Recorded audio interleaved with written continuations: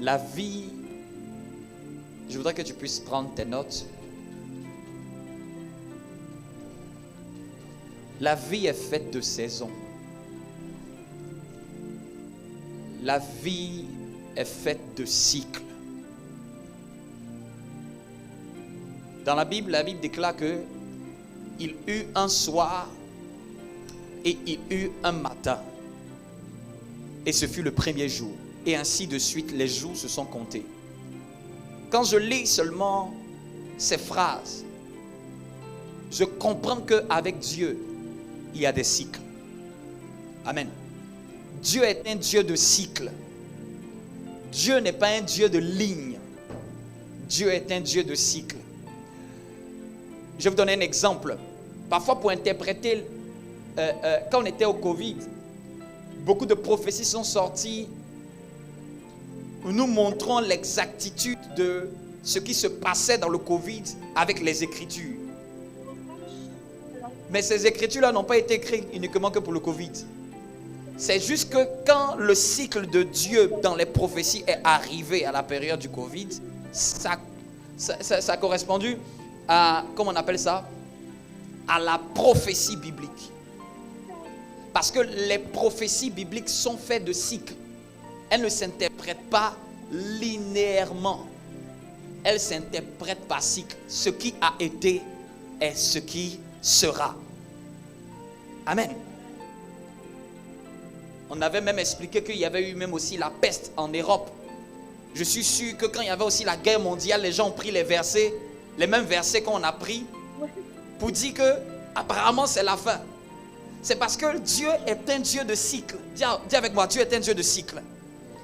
Quand on dit cycle, c'est-à-dire que ça tourne. Cycle vient de la forme du cercle.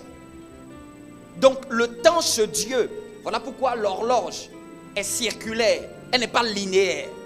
Parce qu'à un moment, l'aiguille viendra encore sur le 1, le 2. À un moment, l'aiguille va tourner. Et quand vous regardez, l'aiguille vient dans la journée 2 fois sur un numéro. L'aiguille de l'heure vient 2 fois sur un numéro. Mais ça ne correspond pas au même moment de la journée. Il y a un moment, ça correspond au soir. Il y a un moment, ça correspond au matin. C'est ça qu'on appelle les cycles. C'est-à-dire que la chose semble se répéter, mais ce n'est pas les mêmes atmosphères. Tu peux être, on est là en août. Il y a déjà eu août dans notre vie. Mais août de cette saison-là n'est pas août de la saison dernière et ne sera pas août de la saison prochaine. Parce que Dieu est un Dieu de cycle. Amen.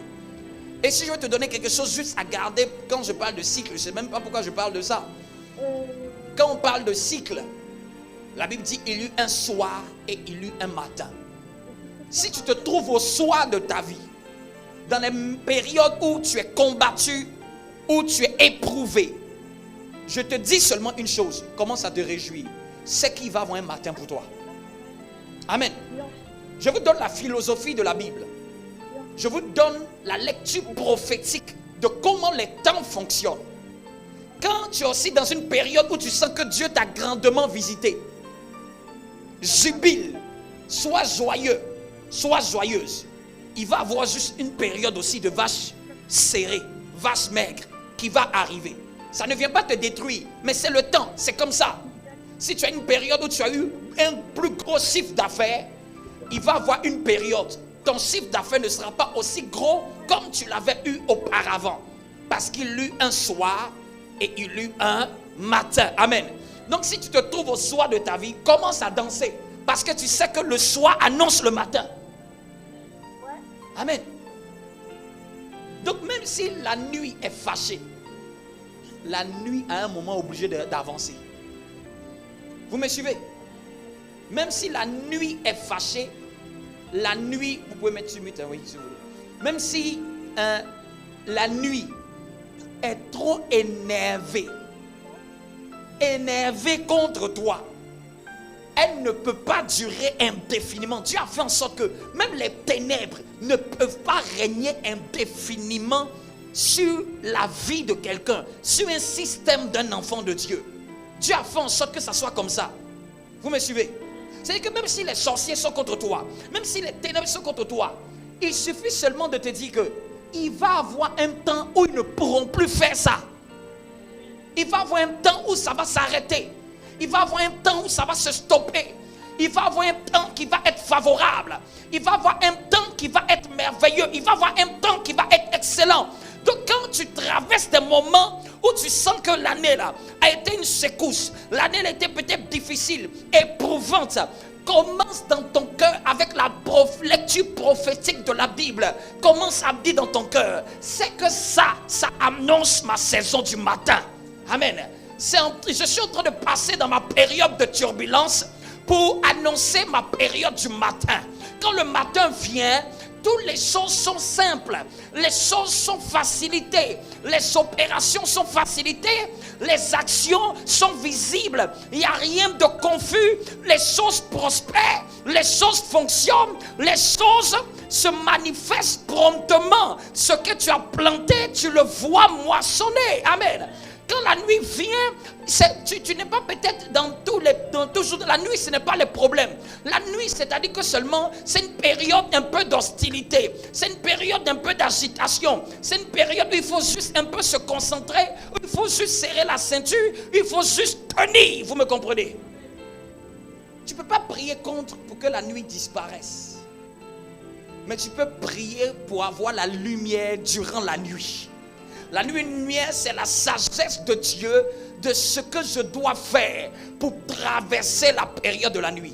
Chaque fois qu'il y a la nuit dans la vie de quelqu'un, quelqu'un ne doit pas prier pour chasser la nuit. Quelqu'un doit prier pour dire, donne-moi la lumière de cette nuit. Donne-moi la sagesse de cette nuit. Donne-moi la sagesse dont j'ai besoin pour traverser cette nuit. Parce qu'on traverse la nuit avec la lumière, la lampe. Vous me suivez? Je ne peux pas prier pour que tu ne peux pas prier pour que 20 heures n'arrive pas et que minuit n'arrive pas. Mais tu peux prier pour que Dieu te donne de te focaliser sur la lumière, de t'attacher à la lumière. Quand je parle de la lumière, je parle du genre de sagesse que tu dois avoir durant cette période. Note ça. Chaque fois que tu te trouves dans un temps d'épreuve, dans un temps où tu vis des problèmes, ne pose pas la question à Dieu. Pourquoi je vis ça? Demande plutôt à Dieu quelle est la sagesse que je n'ai pas pour faire face à ça. Parce que si ça arrive dans ta vie, si ça arrive et ça continue de se manifester, Dieu est en train de dire, je veux te faire comprendre quelque chose. Il y a une lumière que je veux que tu découvres. Et c'est valable dans n'importe quel domaine, familial, social, spirituel, financier. Si financièrement tu as et que tu as du mal à faire face avec ce que tu as, c'est que Dieu veut que tu comprennes.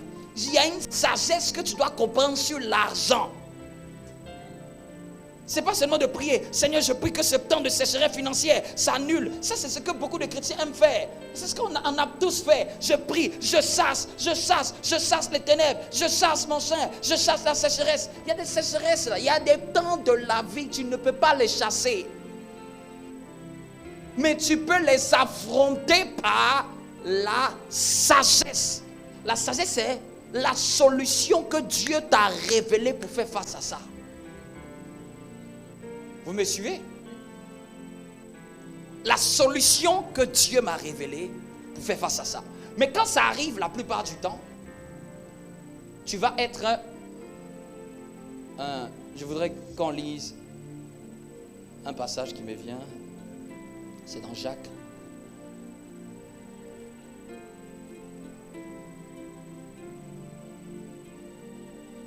Jacques 3, 17.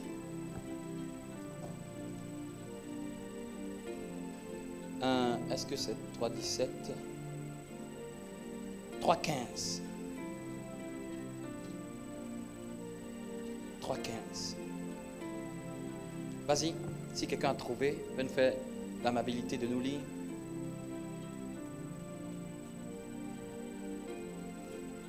Donc, quand la nuit arrive, la nuit c'est l'image de l'épreuve. La nuit, c'est l'image des combats.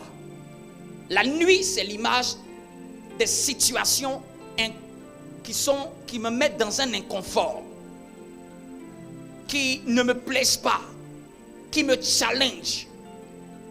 Mais quand ça arrive, la plupart de nous les chrétiens, on veut prier pour chasser cette situation. Ou parfois on se plaint en disant, oh Dieu, pourquoi ça m'arrive? Pourquoi tu permets que ça m'arrive? Dis à quelqu'un, ce n'est pas la question qu'il faut poser à Dieu. La bonne question c'est, Seigneur, quelle est la sagesse dont j'ai besoin pour ce domaine? Parce que s'il y a la nuit, s'il y a un problème, c'est qu'il y a une sagesse de Dieu à décoder. C'est comme ça que quelqu'un peut mûrir. Hein.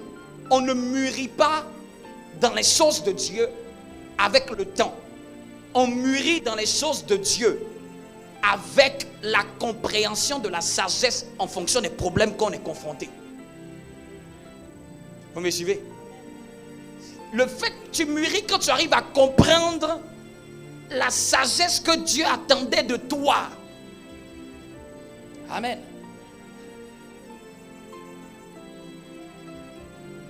Amen.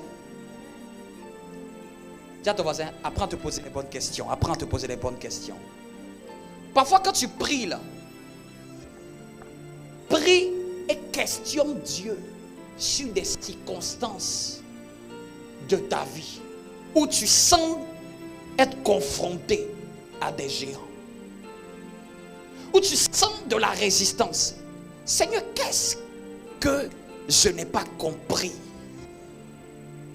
Seigneur, qu'est-ce que tu veux me faire comprendre comme sagesse? C'est tout quand ça se répète. Quelle sagesse? Quelle sagesse? Et nous tous, nous avons besoin de grandir dans tout, dans tout. Amen. Vas-y, 3,15. Jacques 3,15. Oui. Cette sagesse, en parlant de la sagesse de Dieu,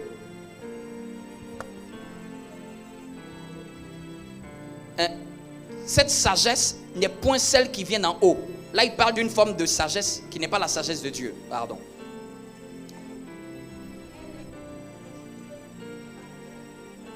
Elle est charnelle, elle est diabolique. Juste, arrête-toi là.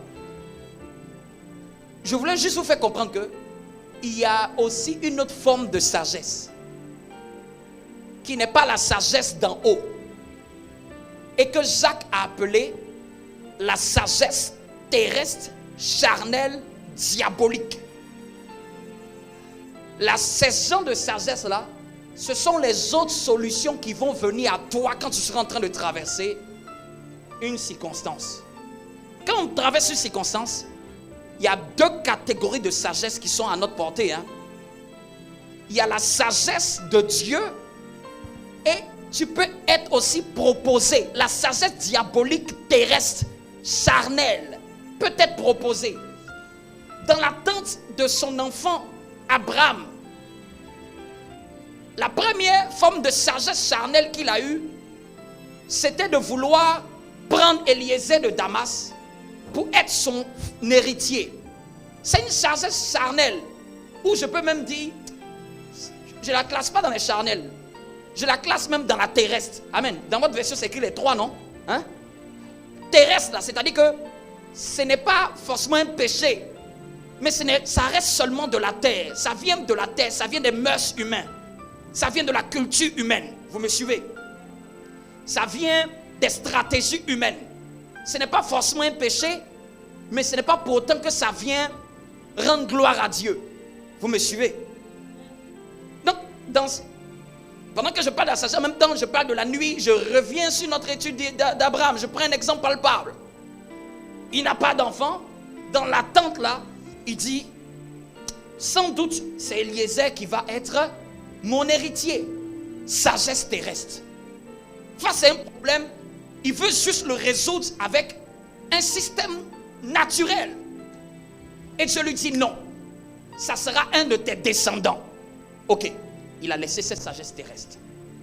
Sa femme, lui, après un long moment, elle lui donne encore une sagesse. Mais cette fois-ci là même là, Ça rentre dans une sagesse charnelle. Parce que cette fois-ci-là, elle va te donner une femme. Vous imaginez, quand la sagesse terrestre n'a pas marché, dans l'attente encore, il a eu la proposition d'une sagesse charnelle.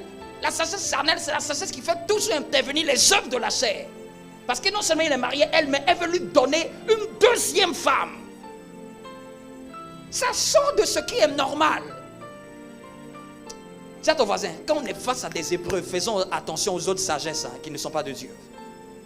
Dis avec moi, Seigneur, prive-moi de la sagesse charnelle. Donc quand on est face toujours à une épreuve, il va avoir des propositions. Il va avoir une forme de sagesse. Ça paraît camouflé. Quand tu vois la stratégie de Sarah, ça paraît bien ficelé. Je vais te la donner. Elle va enfanter et ça sera mon enfant. Mais pour savoir que la sagesse est charnelle, quand l'enfant est né, déjà la femme l'a méprisé, sa servante l'a regardé avec dédain. C'est là que tu vois que ce n'est pas une sagesse de Dieu. Parce que ça emmenait déjà un problème dans son foyer. La deuxième femme qu'elle a pris pour donner à son mari a emmené un problème parce qu'elle a commencé à la mépriser parce qu'elle était enceinte. Vous me suivez? La sagesse charnelle, après, il a dit terrestre, charnel, et après diabolique. Diabolique, là, mais c'est que tu rentres dans des œuvres occultes. Donc parfois un chrétien, il va dire comme je suis chrétien, je ne fais pas ce qui est diabolique. Ce n'est pas parce que tu n'as pas fait ce qui est diabolique que tu fais forcément la sagesse de Dieu. Tu peux ne pas faire ce qui est diabolique et tu peux peut-être faire ce qui est charnel. Ça, c'est les chrétiens charnels qui vont utiliser un stratagème rattaché un peu avec un deal de péché, un deal charnel pour pouvoir régler un problème, une circonstance, une situation qu'ils attendent. Il y en a d'autres qui vont dire non, je suis chrétien. Je ne veux pas la sagesse diabolique. C'est parce que ça m'amène à aller peut-être voir des féticheurs. Non. Ça m'amène à aller vendre mon âme. Non. Amen. Quand on parle de sagesse diabolique, c'est ça. Là où tu vas maintenant vendre ton âme, là où tu vas faire des deals avec Satan, des pactes occultes. Il y a des gens qui vont jusqu'à ce genre de sagesse. Vous me suivez? C'est un semblant de sagesse. Ça paraît traiter un problème, mais au fait, ça ne le règle pas dans le temps. Vous me suivez? Donc, il y a des chrétiens qui vont dire diabolique, ce n'est pas pour moi. Charnel, ça emmène le péché dans ma maison. Ça va emmener la honte. Ça va emmener la disgrâce. Ça va faire que je ne serai pas agréable aux yeux de Dieu. Amen. Est-ce que vous savez que j'ai compté le nombre d'années quand Ismaël est né, Dieu a fait 13 ans sans plus parler. Ismaël est né à l'âge de 86 ans de l'âge d'Abraham. C'est à 99 ans que Dieu est revenu lui parler. Il y a 13 années de sa vie sous silence dans la Bible. On ne sait pas ce qui s'est passé. La Bible même ne mentionne rien de tous ces 13 ans. J'ai dit waouh! Donc quand on dit Abraham a marché longtemps avec Dieu, là, il y a eu 13 années de silence juste à cause d'une solution qu'il a utilisée qui n'était pas de Dieu. 13 ans Dieu est resté sans parler. C'est 13 ans là. Parce que quand je regarde dans la Bible, j'ai dit Dieu, où as-tu parlé de l'histoire d'Abraham et sa femme? Est-ce que vous lisez, est-ce que Dieu a parlé par rapport à l'histoire d'Abraham avec Agar? Est-ce que Dieu a parlé de ça? Hein? Dans la vie d'Abraham, est-ce que Dieu a parlé de ça? Dieu n'en a jamais parlé. Tu peux dire donc Dieu, tu as toléré, tu as accepté. Non, c'est 13 ans de silence. Je comprends que c'était ce qu'il voulait dire. 13 ans sans parler. Si tu lis dans le texte, quand Abraham a eu l'enfant Isaac, la Bible est restée silencieuse. Puis la Bible dit qu'à 99 ans. Donc les 13 ans de silence là, ça a été 13 ans pour dire à Abraham, je n'étais pas content avec ce stratagème. Amen. Est-ce que je peux te montrer dans la Bible où Dieu a parlé de l'histoire d'Abraham et de Sarah et de Agar? Est-ce qu'on a dit que Dieu n'a pas dit non? Mais dans la Bible, Dieu a dit. Dieu a parlé de ça à un moment. Je peux vous lire ça? Amen. Ça c'est juste pour votre culture. Hein? Dans Malachie. Si je retrouve dans Malachie. Allons. On va parcourir un peu les Écritures. Prenons la Bible, Malachie. Ça c'est juste une parenthèse. Pour juste te faire comprendre que Dieu n'a pas dit, mais son silence en a dit long. Amen. Dans Malachie 3. Zintalamaha.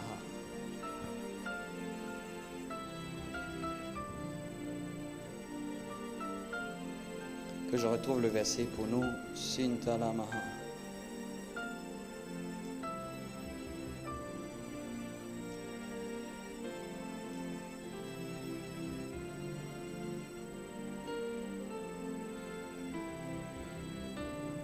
Amen. Dis avec moi, pas de sagesse charnelle dans ma vie. Amen.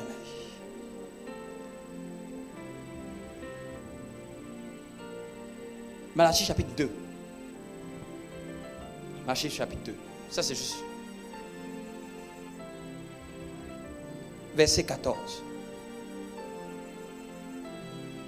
À partir même du verset 13. À partir du verset 13. Malachie chapitre 2, à partir du verset 13. Quelqu'un peut lire? Quelqu'un peut nous aider à lire? Vas-y.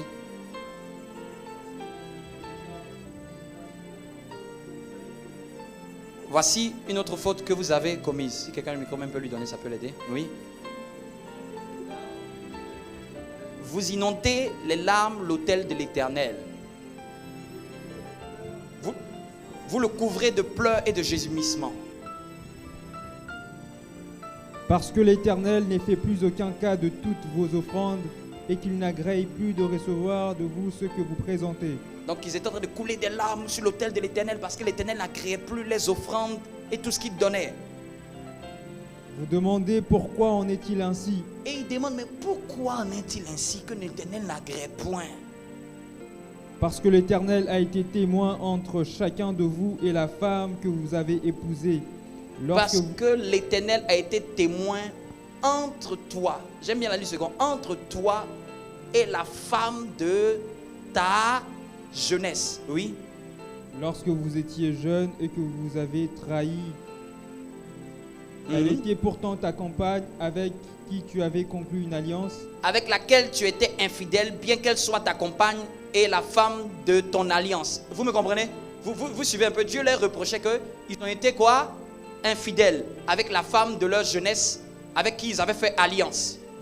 Et puis regardez le verset 15. Verset 15. Un homme en qui subsiste un reste de bon sens ne ferait pas cela. Un homme à qui il y a un bon sens, il ne fait pas ça. Vous me suivez? Maintenant, qu'est-ce qu'il dit? Mais quoi? Vous me répliquez.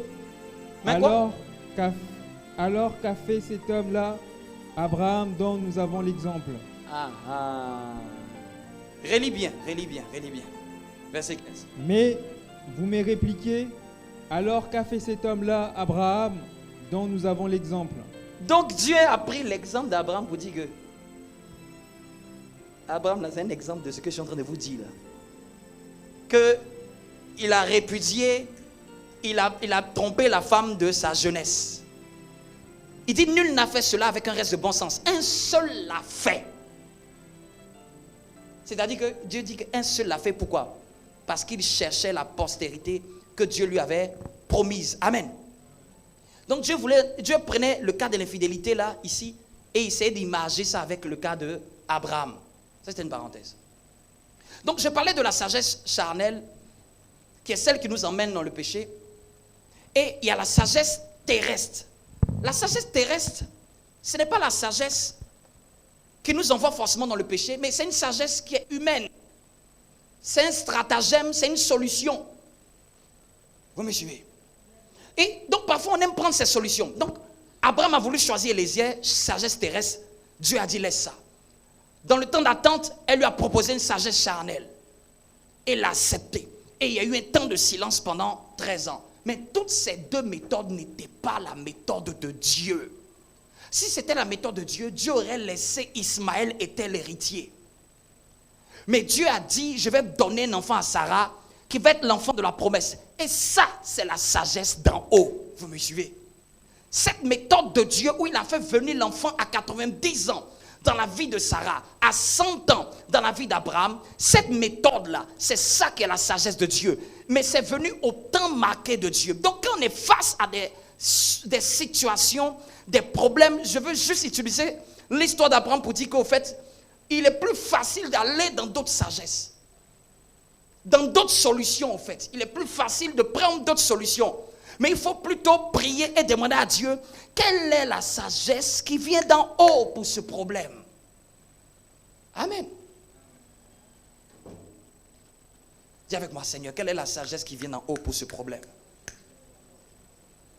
Problème, tu peux noter, problème égale découverte d'une sagesse d'en haut. Problème. N'importe quel problème.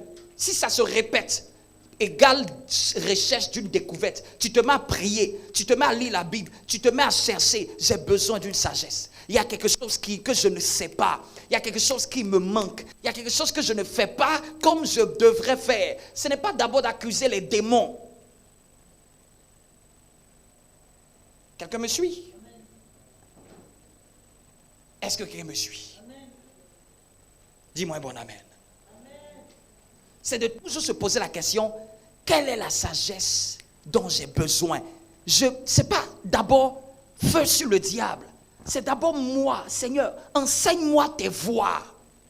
Tu as un chemin, tu as une méthode. Et je vous dis, parfois, c'est un détail important. Un détail parfois qui peut être négligé. Parfois, tu ne l'as pas fait exprès. C'est juste que tu l'as négligé, ce paramètre. On n'a pas fait attention à ce paramètre. On n'a pas mis, on a perdu ça de vue. Et donc du coup, si je ne pose pas la bonne question à Dieu, je peux rester en train de revivre et de revivre et de revivre et de revivre. Dis à ton voisin, pose-toi des bonnes questions, pose-toi des bonnes questions cette saison-là. Chaque problème est une opportunité pour devenir meilleur. C'est pour ça que vous voyez dans la vie d'Abraham, sa vie, il est passé à chaque étape à un niveau plus élevé parce qu'il arrivait à comprendre et à traverser certaines épreuves avec Dieu. Quelqu'un me suit? Il arrivait à monter avec Dieu et la plus grande épreuve même que Dieu l'a fait traverser, c'était celle que nous connaissons de son fils Isaac. Il était éprouvé pour avoir Isaac, il était éprouvé encore pour donner Isaac. Abraham, même toute sa vie, ça a été une grande partie des tests. Quand il arrivait, il a été testé sur sa famine. Il n'a pas compris. Il a été testé sur sa capacité à savoir est-ce qu'il va attendre la promesse donnée par Dieu. Et même quand Dieu a réalisé la promesse en lui donnant Isaac, Dieu lui a dit, tu vas sacrifier Isaac. Il était encore testé. Cette partie-là même est appelée l'épreuve. C'est l'épreuve ultime d'Abraham. Est-ce que Dieu veut voir si Abraham aimait plus Dieu qu'Isaac ou aimait Isaac plus que Dieu. C'était son test à lui. Quelqu'un me suit? Mais dans chaque test, il avait la sagesse de comprendre que Dieu se pourvoira. Lui, c'était la sagesse qu'il avait compris. Que Dieu se pourvoira lui-même. Et c'est ce qui a fait que... Est-ce que je peux vous dire... On va lire ça dans Hébreux 11. Allons dans Hébreux 11. L'auteur nous raconte, quand Abraham a été testé sur Isaac, l'auteur nous raconte et nous dit qu'est-ce que Abraham avait eu comme sagesse. Cette sagesse-là, elle ne peut pas être humaine. Sacrifier mon enfant. Dis à ton voisin, chaque épreuve n'est pas pour nous tuer, mais c'est pour nous faire découvrir une sagesse de Dieu, une facette de Dieu. Une facette de Dieu. Amen. Hébreux 11, à partir du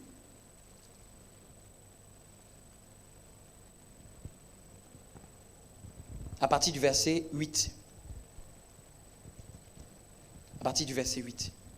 On parle de la foi d'Abraham. Vas-y. Hébreux 11, à partir du verset 8, la Bible le déclare. Par la foi, Abraham a obéi à l'appel de Dieu qui lui ordonnait de partir pour un pays qu'il devait recevoir plus tard en héritage. Tu peux noter ça que la foi demande parfois à obéir. Il dit c'est par la foi que Abraham obéit. Parfois on pense que la foi là, c'est seulement dire je crois. La foi peut être matérialisée par une simple obéissance. Dieu dit je fais. Quand Dieu dit et que je fais, ça veut dire que j'ai la foi. La foi c'est pas simplement la foi c'est vraiment tout un tout. On dit c'est par la foi que Abraham obéit. Tu peux noter que ce qu'on tire de la vie d'Abraham, c'est que la foi d'Abraham manifestait une forme d'obéissance à Dieu. Quand on a la foi, on obéit. On obéit même si on ne comprend pas. La plupart de beaucoup de gens aiment obéir quand ils comprennent d'abord. Ce n'est pas la foi. Quand tu as la foi de Dieu, tu peux obéir à Dieu sans comprendre. C'est humainement là. On ne peut pas comprendre ça. Humainement, tout le monde voudrait comprendre quelque chose pour obéir. Tout le monde voudrait connaître les calculs A plus B plus C avant d'obéir. Ce Dieu, dans le royaume de Dieu, ce n'est pas la sagesse qu'il faut. Dans le royaume de Dieu, Dieu te parle et il te dit seulement, c'est ce que je t'ai dit seulement, c'est tout. Quand quelqu'un est trop terrestre, il va dire, mais où sont les débuts, les aboutissants, la garantie? Non. La foi, c'est faire seulement confiance à Dieu. Et tu peux noter ce qu'on dit dans la vie d'Abraham, c'est une obéissance, mais l'obéissance aveugle. Ce n'est pas une simple obéissance parce que je comprends, hein, c'est une obéissance aveugle. Tu peux relire encore le verset 8. Verset 8. Par la foi, Abraham a obéi à l'appel de Dieu qui lui a ordonné de partir pour un pays qu'il devait recevoir plus tard en héritage. Pour un pays qu'il devait recevoir plus tard en héritage, continue. Il est parti sans savoir où il allait. Il est parti, l'auteur d'Hébreux nous dit, il est parti sans savoir où il allait. C'est-à-dire qu'il est parti à l'aveuglette, sans savoir. Moi, j'aurais cru qu'Abraham était parti parce qu'il savait où il allait. Il ne savait pas où il allait. C'est-à-dire qu'il suivait Dieu, mais il ne savait pas la destination. C'est comme si Dieu disait, tourne à gauche, tourne à droite. Donc, j'aimerais dire à quelqu'un, parfois tu es trop en train de prier pour savoir c'est quoi la finalité de ma vie. Tandis que Dieu demande seulement, suis-moi. Tourne à gauche, tourne à droite. Fais ça ici, fais ça là. Parfois, beaucoup de gens, dans la marche avec Dieu, veulent tout savoir avant de faire. Ce n'est pas la logique. Si Dieu t'a révélé tout, gloire à Dieu. Mais dans les principes de la sagesse de Dieu, Dieu ne te révèle pas la finalité de tout. Il ne te dit pas, il peut te donner un à peu près, mais il ne peut pas te dire précisément, voici tout ce qui va arriver à la finalité. Il cache certaines choses et il te dit seulement, obéis. Obéis. Et quand tu obéis, tu vois le miracle. Dis avec moi, Seigneur, donne-moi une foi qui obéit, même si je ne sais pas où je vais. Même moi-même qui suis pasteur, je peux savoir à peu près ce que Dieu m'appelle à faire. Mais je ne sais pas tout ce que Dieu a prévu pour moi. Personne ne sait tout ce que Dieu a prévu pleinement pour moi. Il y a des choses, Dieu ne veut même pas te le dire. Parce que parfois, si tu le sais, tu vas avoir peut-être peur ou peut-être tu vas t'enorgueillir. Amen. Dis avec moi, la foi, c'est aussi obéir à la parole de Dieu. On tire ça de la vie d'Abraham. Obéir à la parole, obéir à la parole. Est-ce que quelqu'un peut augmenter mon instru, s'il vous plaît, ou remettre en boucle? C'est seulement obéir. Continue. Verset 9. Par la foi, il a séjourné en étranger dans le pays qui lui avait été promis, vivant sous des tentes, de même qu'Isaac et Jacob, qui sont héritiers avec lui de la même promesse. Amen. Merci. Il dit encore par la foi qu'il vint s'établir dans la terre promise. Donc, la foi peut m'emmener à m'établir dans un lieu. Deuxième chose qu'on apprend de sa foi. La foi conduit à une obéissance aveugle à la parole de Dieu. 1. La foi peut m'emmener à être dans un lieu que Dieu m'a demandé d'y être. Si tu es ici dans cette église, c'est la foi qui t'a conduit ici. Oui. Parce que tu aurais pu t'établir ailleurs. Mais ta foi t'a conduit et ta foi te dit établis-toi. La vraie foi t'emmène toujours à t'établir quelque part. Tu ne comprends pas tout. Tu ne sais pas tout. Avant, vous ne me connaissez pas. On ne se connaissait pas. Je ne pense pas que j'ai dû vous dire, est-ce que tu ne veux pas rester ici? C'est de la conviction du Saint-Esprit dans vos cœurs qu'en ayant traversé ce lieu, en ayant séjourné à un moment durant les prières, les cultes, et tu as senti dans ton cœur, peut-être tu n'as pas entendu une voix, mais tu as senti une pensée, tu as senti une conviction de te pousser à t'établir. Parce que la foi pousse toujours quelqu'un à s'établir sur une terre. Amen. Parce que le lieu où tu t'établis détermine l'environnement où Dieu va te visiter. Quand Dieu veut te visiter, il t'emmène toujours à t'établir. Ne soyez pas comme les chrétiens qui n'ont pas d'église fixe, qui n'ont pas un centre d'établissement, qui ne sont même pas connus comme membres dans leur église, qui ne sont pas établis. Parce que ça révèle que Dieu ne peut pas leur transmettre quelque chose. Celui qui n'est pas établi, on ne peut pas lui transmettre quelque chose. On ne peut pas lui communiquer quelque chose. Il dit qu'il est comme un arbre planté près d'un torrent d'eau et qui donne du fruit en sa saison. Et c'est quand un arbre est planté quelque part qu'à un moment il porte du fruit. Donc il y a un moment, il y a l'obéissance où je marche, où je suis. Je ne sais pas tout. Et à un moment, la foi me conduit parfois à m'établir. Dis avec moi, Seigneur, donne-nous cette sagesse divine. Il s'établit sur une terre promise, comme une terre étrangère, habitant sous des tentes. Amen. Ainsi qu'Isaac et Jacob, les co-héritiers de la promesse. Verset 10, vas-y. Verset 10.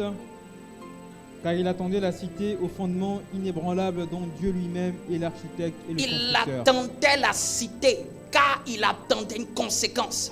Car il attendait la cité de solides fondements dont Dieu est l'architecte et le constructeur. Vous savez pourquoi il attendait la cité? Pourquoi on dit car il attendait? Car, qui est une conjonction qui fait référence à une mention précédente. La mention précédente, c'était quoi? Ayez vos Bibles avec moi. La mention précédente, c'était quoi? Quelle est la phrase qui était mentionnée bien avant pour dire car, pour justifier? Non, quelle est la phrase? La phrase? Oui? Oui? Vivant sous quoi? Sous des tentes. C'est-à-dire que ne pensez pas que Abraham a construit une maison. La Bible nous révèle, l'auteur d'Hébreux nous révèle que Abraham a choisi volontairement de vivre sous une tente. Amen. Quand on regarde la vie d'Abraham, Abraham avait un cœur. Tu peux le voir quand il est avec Lot. Lot veut se séparer de lui. Abraham, qu'elle est née, Abraham ne fait pas d'histoire dans votre vie. Même si des gens font des histoires, vous ne faites jamais d'histoire. Quelqu'un me suit? Je peux vous donner de la sagesse là? Dans votre vie, même si vous êtes avec quelqu'un et quelque chose s'est passé, faites en sorte que ça se termine bien. Faites tous vos efforts pour que de votre côté, ça se termine tellement bien. Il y a eu querelle, mais Abraham n'a jamais fait querelle à Lot. Il est l'aîné. Et regarde même d'ailleurs, il a donné même un privilège à Lot de choisir. Et si vous regardez, Lot a choisi un endroit que la Bible appelle, c'était comme un jardin d'Éden. C'est-à-dire que Abraham, il était aussi modeste. Il était humble. À un point que c'est toi qui es le petit, mais je te laisse choisir. Et il a choisi la partie qui était verdoyante. Abraham l'a laissé prendre la partie verdoyante. Et Abraham est resté sous des tentes sur la terre. Et Lot est parti comme en ville. Vous me suivez? Note cette sagesse-là. Dans ta marche, il va y avoir des relations. Il va y avoir des gens qui vont être avec toi à une certaine période. Et il peut avoir des dissensions. Premièrement, fais en sorte que les dissensions ne viennent pas de toi. Fais tout pour que tu ne sois pas l'auteur des dissensions. La Bible dit que ce sont les bergers d'Abraham. Il se peut que c'est ce qui est autour de toi, ce qui gravite autour de toi. Pendant que je parle là, je ferai un enseignement. Une série vraiment sur les relations, selon Dieu. Comment Dieu voit les relations. Quelle est la sagesse de Dieu selon les relations. Qui veut que Dieu nous enseigne cette sagesse-là? Amen. J'avais une étude dessus. Je vais étudier minutieusement la pensée de Dieu selon les relations. On va voir tout type de relations. Amen. Et on va savoir comment il faut se comporter avec tout type de relations selon la parole de Dieu. Parce que c'est une sagesse. Quand on lit la Bible est censée nous inspirer une sagesse. Une sagesse, c'est une manière de faire. C'est un comportement. C'est une attitude. Que quand tu comprends, tu le fais. Et tu sais pourquoi tu le fais. Parce que tu sais quel est le bénéfice que tu vas en tirer. Je peux ouvrir une parenthèse. Dans la notion du combat spirituel, la seule arme que les chrétiens connaissent, c'est l'arme de je mets le feu et je commande. Mais dans le monde spirituel, ce n'est pas la seule arme. Tu peux gagner un combat juste par une attitude que tu as l'habitude d'avoir. Par un style de vie que tu as l'habitude de répéter.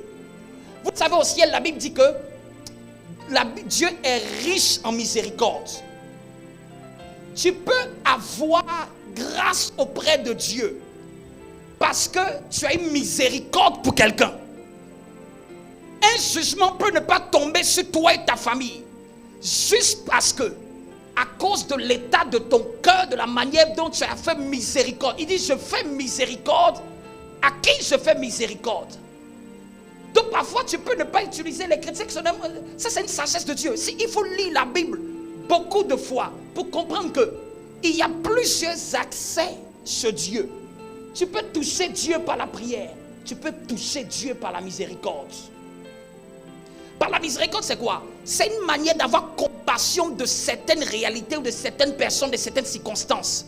Tu ne le fais pas pour eux, mais tu le fais parce que tu sais que ça va t'être imputé à un moment où tu auras besoin. Est-ce que je parle à quelqu'un? Un moment où tu auras besoin et ça va parler pour toi. Je disais à quelqu'un hier, j'ai dit, il y a des choses que j'ai dans ma vie, je ne l'ai pas parce que j'ai prié seulement. Je disais, tu me vois comme je suis là. Il y a une chose que je bénis Dieu de m'avoir donnée. Et je trouve que c'est une grâce qu'il m'a fait. Je dis, Dieu, je le bénis. Parce que la chose que je trouve qu'il m'a donnée comme une grâce, c'est mon cœur. Yes. Parfois même, ça peut être même ma faiblesse. Mais je préfère que ce soit ma faiblesse, que ce soit la méchanceté qui soit ma faiblesse. Vous me suivez? Une des choses que moi-même je suis reconnaissant. Je ne suis pas reconnaissant parce qu'il m'a donné l'argent. Je ne suis pas reconnaissant à cause de... Je suis reconnaissant parce que parfois je m'assois, je dis, Seigneur, je pense que la chose dont tu m'as fait grâce, c'est mon cœur. C'est le genre de cœur que tu m'as donné. Amen. C'est le genre de cœur que tu m'as donné. Donc Abraham n'a pas fait d'histoire dans votre vie. Même parfois quand vous avez raison, faites pas d'histoire. Ça va vous être imputé à la miséricorde. Faites plutôt miséricorde. Mais les chrétiens ne le connaissent pas ça aujourd'hui. Si vous voyez, il a posé ce premier acte de le laisser. Après encore, quand il fut kidnappé, qui est allé faire? Parfois, la Bible dit que donne, il y a un verset, quelqu'un va me trouver. La Bible dit que donne même un peu de, c'est dans Proverbe, donne à manger et à boire même à ton ennemi. Parce que tu fais quoi? Tu amasses des charbons ardents de feu sur quoi? Sur sa tête. On n'envoie pas seulement le feu dans la prière. Tu peux envoyer le feu sur la tête d'un ennemi. Juste parce que tu as posé un acte de miséricorde en son égard. Ça, il faut lire la Bible avec les yeux de Dieu pour comprendre que Dieu me donne une stratégie. Je peux faire un acte, tu peux poser un acte de bienfaisance pour même celui que tout le monde va te dire. Mais celui-là ne mérite pas ça. Celui-là n'est pas digne. Celui-là t'a allé mal contre toi. Celui-là t'a insulté. Celui-là t'a injurié. La sagesse terrestre va te dire, il ne fait rien. Mais la sagesse de Dieu dit, si vous êtes seulement bien avec ceux qui vous êtes bien, en quoi êtes-vous fils de lumière? La sagesse de Dieu dit, prie pour tes ennemis. C'est une sagesse. La sagesse de Dieu dit, donne-lui à boire. Je retrouve le verset, c'est dans Proverbe. Tu as retrouvé? Vas-y, lis-le. Bien-aimé, dans ces temps-là, Tu me vois, j'emploie beaucoup sagesse. Je suis amoureux de la sagesse. C'est-à-dire que je suis encore devenu plus amoureux de la sagesse. Parce que je comprends que c'est la clé pour tout. C'est la clé pour tout. Pour n'importe quel défi, il y a une sagesse de Dieu. Il y a une sagesse de Dieu. Pour n'importe quel défi, il y a une sagesse de Dieu. Il y a une sagesse de Dieu.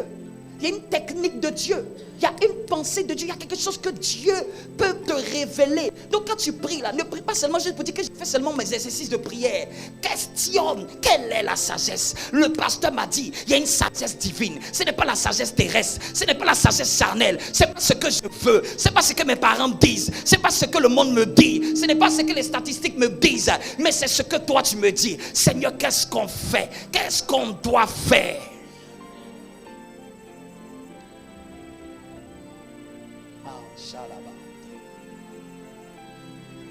Je peux vous dire quelque chose? Vas-y, fais la lecture.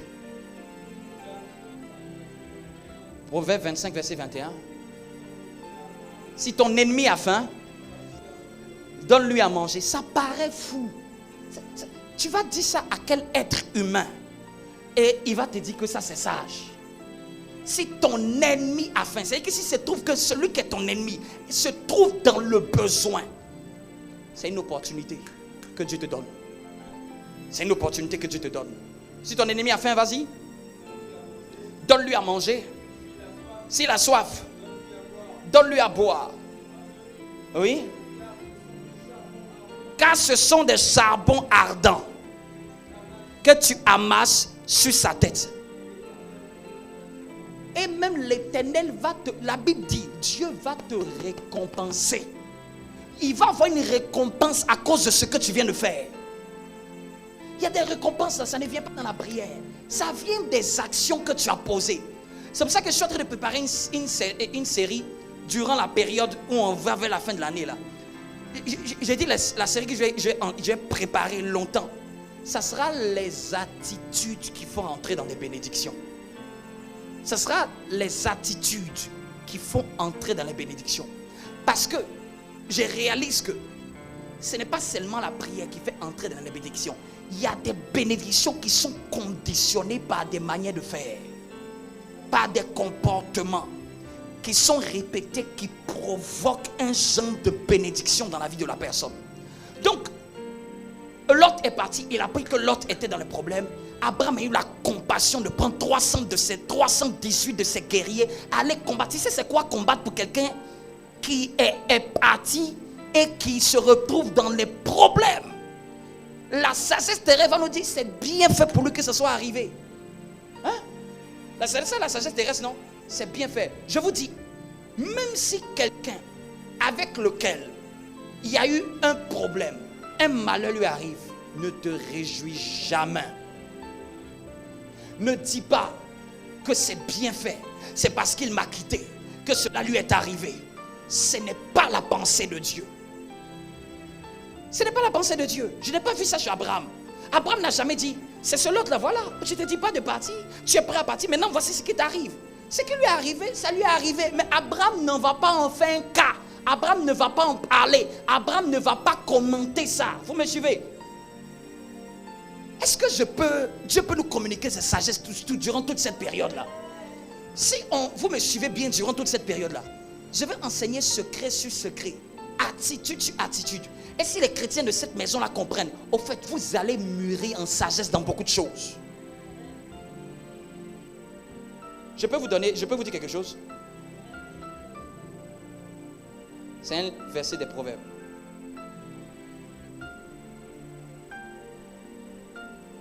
Ça me vient à l'esprit.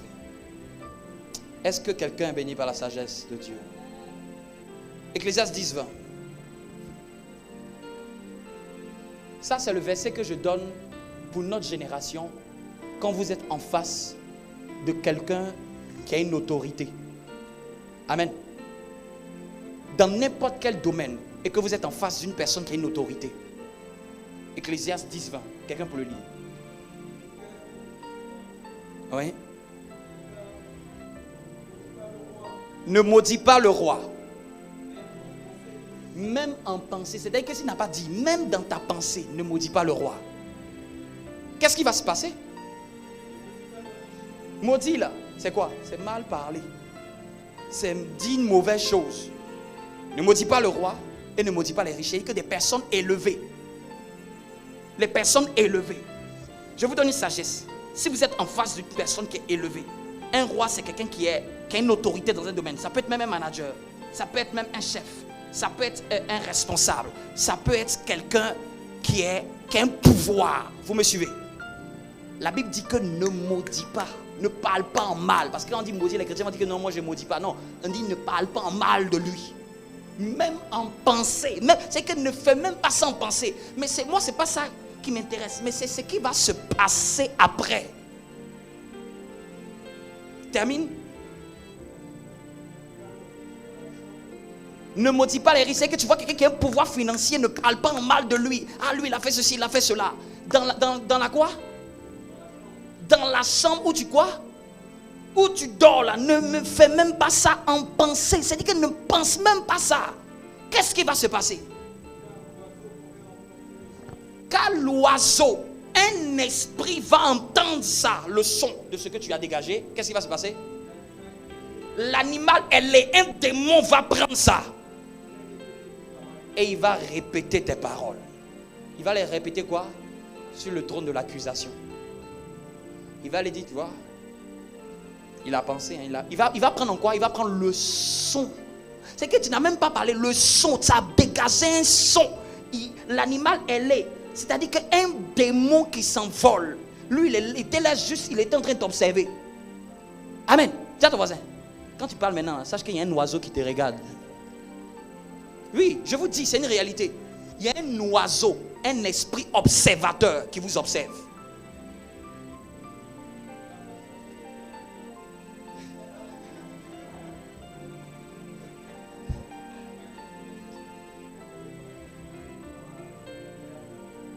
Demande pardon à Dieu. Demande pardon à Dieu. Les erreurs, ça peut arriver. Tu demandes pardon à Dieu. Seigneur, pardonne-moi. Et Dieu te pardonnera. Sincèrement. Oui, ça peut arriver. On peut connaître des torts. Et parfois, on est blessé. Mais quand vous êtes blessé, et vous voyez encore, quand Dieu lui a révélé qu'il va détruire Sodome et Gomorrhe, regardez encore l'attitude d'Abraham. Ici, là, dans la vie d'Abraham, là, je vois une attitude de quelqu'un qui a une compassion. Quelqu'un qui a de la miséricorde. Abraham dit 50. Dieu dit je ne vais pas détruire Sodome. Pourquoi Abraham est en train d'intercéder pour Sodome? Il sait que son neveu est là-bas. Il est descendu, 45. Si vous lisez, vous avez l'impression que c'est un jeu. Après 40, après 30, après 20, après même il a dit 5. Dieu dit même s'il y a 5, je ne vais pas détruire. Vous pensez qu'Abraham a plaidé et il dit mon Seigneur, que Dieu pardonne mon Seigneur, je ne veux pas trop le déranger, mais même s'il y a 5, parce qu'Abraham estimait que peut-être la famille de l'autre là ne va pas arriver à 50. Peut-être. Ici là, c'est un côté d'Abraham qu'on ne voit pas dans sa vie. On voit Abraham qui a de la compassion et de la miséricorde. Dans votre vie, la foi là, ce n'est pas seulement et pas la langue. Ayez un caractère compatissant. Même si les gens vous font du mal, il est écrit ne rendez pas le mal pour le mal. Nous, on n'est pas appelés à rendre le mal qu'on nous fait. Mais parfois, on oublie que c'est écrit dans la Bible. On n'est pas habilité à rendre le mal qu'on nous fait. C'est Dieu, bien aimé, quand vous ne rendez pas le mal qu'on vous fait, c'est Dieu qui va se venger de votre mal. Mais il faut avoir la sagesse de Dieu que je préfère laisser Dieu s'en occuper que moi je m'en occupe. On peut te faire du mal, ça peut arriver. En entreprise, dans la famille, on peut te faire le mal. Mais débrouille-toi qu'un mal ne soit pas le retour de ça. Fais du bien au contraire. Même si tout le monde te dit que tu es fou, tu es folle, fais du bien. Pose une action de bienfaisance. Pose une action pour montrer ta reconnaissance, pour montrer ta gratitude, pour qu'on ne te reproche rien. Vous me comprenez? Travaillez en sorte que Même quand un ange vous examine, il regarde votre saison, il dit, Père, Seigneur Jésus, nous n'avons rien à reprocher à cette sœur, nous n'avons rien à reprocher à ce frère. Il est digne d'entrer dans sa prochaine saison. Il est digne d'entrer dans sa prochaine saison. Dieu ne lève pas seulement parce que quelqu'un s'est mis à prier. Dieu ne lève pas seulement parce que quelqu'un s'est mis à jeûner. Le jeûne et la prière, c'est pour avoir accès à la présence de Dieu et télécharger sa sagesse. Mais je vous dis, ce que je cite là, à chaque fois je cite des écritures, parce que la prière, le jeûne ne te donne pas la sagesse, c'est les écritures qui te donnent la sagesse. La prière, le jeûne te donne la puissance et la force. Non, quand quelqu'un dit que non, je suis toujours en prière, c'est qu'il est en train de grandir dans la force. Mais quand il ne lit pas trop les écritures pour décoder la méthode du royaume de Dieu, il lui manque de la sagesse. Et aujourd'hui, la Bible dit que rechercher la sagesse plus que l'or. Quand tu lis, tu as la sagesse. Quand tu pries, tu as la force. Mais on ne règle pas les problèmes toujours par la force. On peut régler les problèmes par la sagesse. Et quand même on arrive à la fin, là, je sens que l'onction est sur moi. Amen. Ça, ton voisin, c'est doux. C'est doux. Est-ce que c'est doux? C'est doux. Le repas du matin, là, est-ce que c'est doux? C'est doux, non? C'est doux un peu quand même, tu ne veux même pas arrêter. Mais j'aime écouter avec ça. Lire donne la sagesse. Quand vous lisez, ne lisez pas comme si c'est un livre d'histoire. Lisez pour découvrir comment Dieu fonctionne. Lisez pour découvrir comment Dieu fonctionne. Dieu l'a appelé Père de multitude. Ce n'est pas par hasard. Abraham a fait des erreurs. Il a menti quand il a dit que c'est sa sœur. Il a menti quand il allait en Égypte. Il a un peu menti quand il a dit à Abimelech. Dieu a vu ses erreurs, mais Dieu a vu son cœur. Je vais vous dire à quel point Abraham était intègre. Abraham avait une certaine intégrité que quand même il a pris tout le butin. Quand le roi de Sodome lui a dit, je vais te donner tout ce que tu as pris, il dit non, loin de moi la pensée de prendre ça. C'est-à-dire qu'Abraham était loyal. Une loyauté qui ne dit pas son nom. Il a gagné un butin de guerre. Il dit, je ne prends rien de ce qui est à toi. Il devait prendre, mais il dit, je ne prends pas. C'est-à-dire qu'Abraham était resté droit. Vous me suivez? Abraham était resté droit. Droit. Droit. Il avait une valeur. Tiens-toi debout. Il avait des valeurs. Il avait des principes. Et c'est ces principes-là qui ont fait qu'il n'a cherché autre chose. Il a désiré habiter dans des tentes. Il avait une forme de modestie. C'est-à-dire que lui se trouve sur une terre, les gens construisent, mais lui il habite dans une tente. Parfois là, il y a des choses que tu fais, il y a des choses que tu vas poser. Ce n'est pas genre parce que tu ne peux pas faire plus que ça, mais tu te mets dans un système parce que tu voudrais que ça provoque le cœur de Dieu. Tu fais d'une manière pour que ça touche Dieu. Abraham pouvait prendre des pierres et construire une maison. Abraham pouvait prendre, mais Abraham dit, on va habiter dans des tentes parce que j'ai en vue une plus grande cité. Il y a des choses quand tu fais sur la terre là, c'est parce que tu vois quelque chose de bénéfique sur le plan spirituel qui doit venir dans ta vie. Poser parfois des actions sur la terre que même les humains ne comprendront pas, mais parce que toi tu veux provoquer quelque chose dans le ciel. On te demande, mais tu as l'opportunité de faire ceci, tu as l'opportunité de te justifier, tu as l'opportunité de parler. Tu dis non, je ne me justifie pas parce que tu as en vue une cité spirituelle. Tu as en vue quelque chose de plus grand en haut. Tu as l'opportunité de le faire, mais tu ne le fais pas. Parfois ce sont des sacrifices. Il a habité dans des tentes. C'était un sacrifice. Dans la vie d'Abraham aussi, on retient une vie de sacrifice. Toute sa vie est une vie de sacrifice. Ça, il faut noter. La vie est une vie de sacrifice. Vous savez, on fait alliance avec Dieu avec quoi? Je peux lire un verset, encore un dernier verset, tu me permets?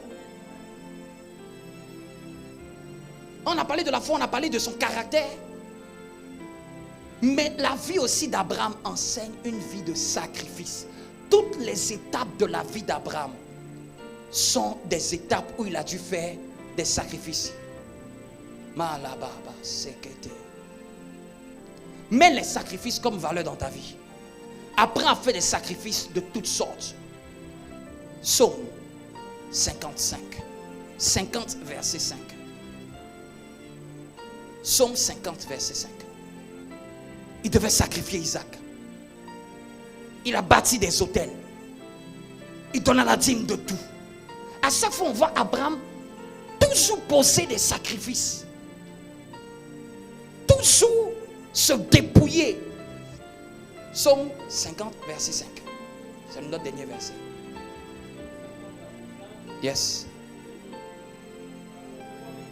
Rassemblez-moi mes fidèles. Dieu dit rassemblez-moi mes fidèles. Et il va vous dire quelle espèce de fidèles qu'il parle. De quelle espèce? Ceux qui ont fait alliance avec moi par le sacrifice. La vie d'Abraham enseigne aussi une vie de sacrifice. C'est pour ça que dans sa vie, il y a une alliance qui est forte. Vous savez à quel moment où l'alliance d'Abraham était forte? L'alliance d'Abraham est devenue forte. Au début, il est parti avec une promesse. Mais à la fin, il a quitté avec une alliance éternelle.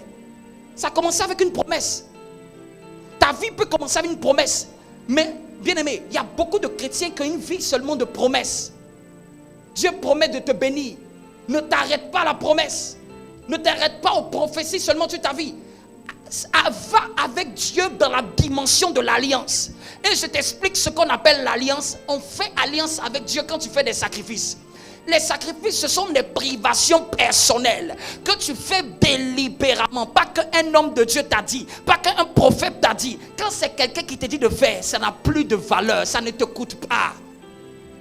Les vrais sacrifices, c'est ce que tu as fait seul, sans que quelqu'un t'ait donné. Aujourd'hui, on aime dire aux gens, tu as fait un sacrifice à Dieu. Ce n'est pas dans la spiritualité de dire à quelqu'un de faire un sacrifice. Un vrai sacrifice vient de soi. Un vrai sacrifice vient de la méthode de comprendre comment Dieu fonctionne. David a dit, je ne donnerai pas à l'Éternel quelque chose qui ne me coûte rien. David connaissait quoi sur Dieu pour savoir que Dieu là, on ne règle pas les problèmes dans la facilité. Il faut qu'il y ait un sacrifice pour faire alliance avec lui. Après le dénombrement, il y avait un problème. Il a compris qu'il fallait qu'il fasse un sacrifice. Et c'est ce sacrifice qui a cessé le problème du malheur qui s'abattait sur lui. Vous imaginez, David avait quelle culture? Quelle culture? Il y avait un roi dans la Bible. Quand il a vu qu'il n'arrivait pas à avancer, il a sacrifié son fils. Ça, c'est une sagesse diabolique. Quand vous entendez la sagesse diabolique, les gens sacrifient. Parce que dans le monde spirituel comprend la notion de sacrifice. Tu fais alliance avec Dieu dans les sacrifices. Mais ce sont des sacrifices que tu fais. Pas que nous faisons, c'est un sacrifice à toi. Tu n'es pas obligé de le dire à quelqu'un. Et quand tu veux qu'un sacrifice soit fort, ne parle de ça à personne. C'est un sacrifice que tu as fait. C'est pour ça que dans notre nouvelle alliance, on dit que quand ta main donne, que même la gauche ne sache pas.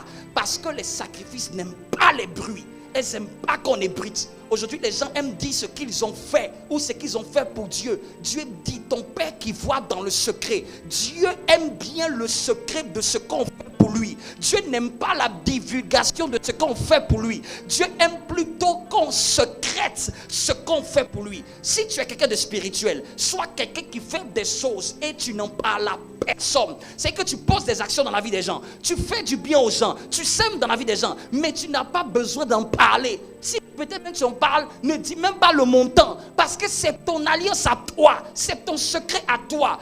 Le spirituel marche beaucoup avec le secret avec Dieu. Secret avec Dieu.